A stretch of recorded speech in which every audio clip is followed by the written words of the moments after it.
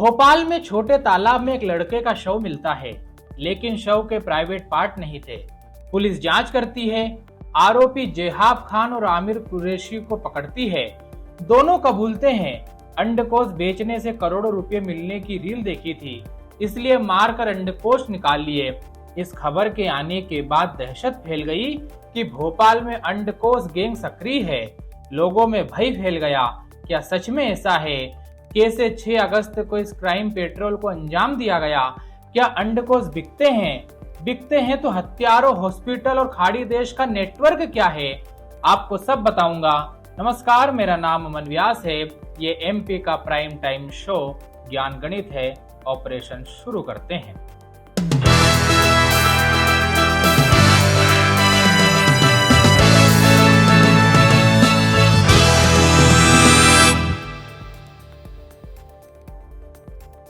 मुख्य आरोपी जोहेब खान ने पहले इंस्टाग्राम पर रील देखी कि 6 करोड़ में टेस्टिकल बेचकर रातों रात करोड़पति बना जा सकता है। यूट्यूब पर बड़े वीडियो भी देखे। पैसे के लालच में कांड करने की फितरत सूझी। अपने दोस्तों को जोहेब ने ये प्लान बताया। सबने मिलकर भोपाल के तालाब के आसपास ऐसे लड़के को खोजना शुरू किया जिसका कोई सहारा ना हो। 15 दिन बाद निशाना बना एक नाबालिग जो अपनी बुजुर्ग मां का इकलौता सहारा था। आरोपी झगड़ा सुलझाने में मदद और मामूली रकम का लालच देकर उसे 6 अगस्त को अपने साथ सुनसान जगह पर ले गए। जोहेब अपने साथ 3 लड़के लेकर एक सुनसान जगह पर इस नाबालिग को ले जाता है। इनमें ना कोई डॉक्टर था, ना किसी को सर्जरी का सा भी पता था। 3 बार कोशिश नाकाम रही। चौथी बार में एक वीडियो की मदद से नाबालिग के प्राइवेट पार्ट निकालकर ये ले गए। इन आरोपियों को यह भी नहीं पता था कि ये खरीदता कौन है, इनकी बिक्री कैसे होती है। आरोपियों को इन्हें प्रिजर्व करना भी नहीं आता था। 3 दिन तक अंडकोश को बर्फ में रखने के बाद इन्होंने छोटे तालाब में फेंक दिया। अब पुलिस आरोपियों के कहे अनुसार तालाब में टेस्टिकल ढूंढ रही है। हालांकि ये बहकर कहीं और भी चले गए होंगे या जली जीवों का शिकार बन गए होंगे।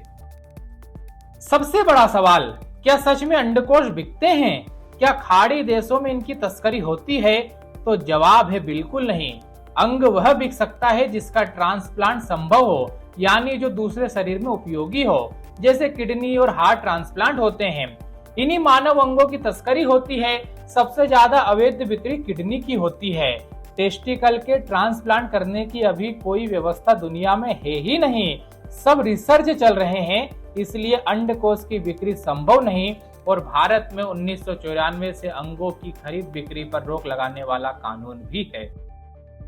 दरअसल दुनिया में 2 केस ऐसे हुए हैं। उन्हीं केस पर इंस्टाग्राम और यूट्यूब पर कई वीडियोस हैं। उन दोनों घटनाओं को तोड़ मरोड़ कर उन वीडियोज में पेश किया जाता है, जिससे कई लोग सोचते हैं कि 15-16 साल के बच्चों के अंडकोश से रातों रात अमीर बना जा सकता है और इसीलिए हर साल कुछ हत्याएं इनके लिए होती है।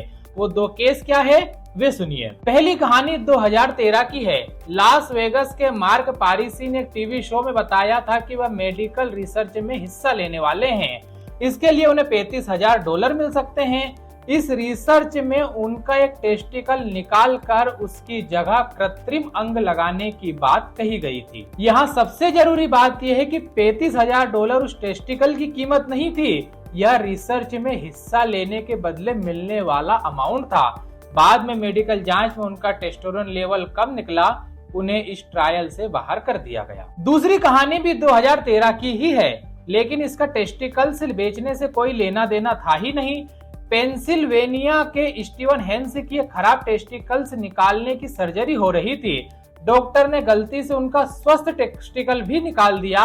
हेंस ने डॉक्टर के खिलाफ केस किया और 2018 में उन्हें $8.70 लाख यानी करीब 7 करोड़ रुपए का हर्जाना मिला।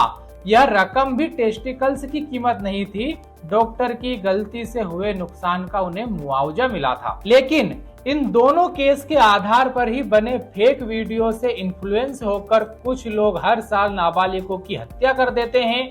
भोपाल का पूरा मामला सोशल मीडिया की ही उपज है। खुरापात का आइडिया भी रील से आया और अंग निकाले भी एक वीडियो को देखकर ही गए। आप किसी ऐसे वीडियो से इन्फ्लुएंस ना हो इसलिए फैक्ट्स की दुनिया में आपको रहना चाहिए। आप रहिए फैक्ट्स, हम बताते हैं रोज घटनाओं का सच। इसलिए जर्नलिस्ट को सब्सक्राइब कीजिए, फेसबुक, इंस्टाग्राम और एक्स पर फॉलो कीजिए। धन्यवाद।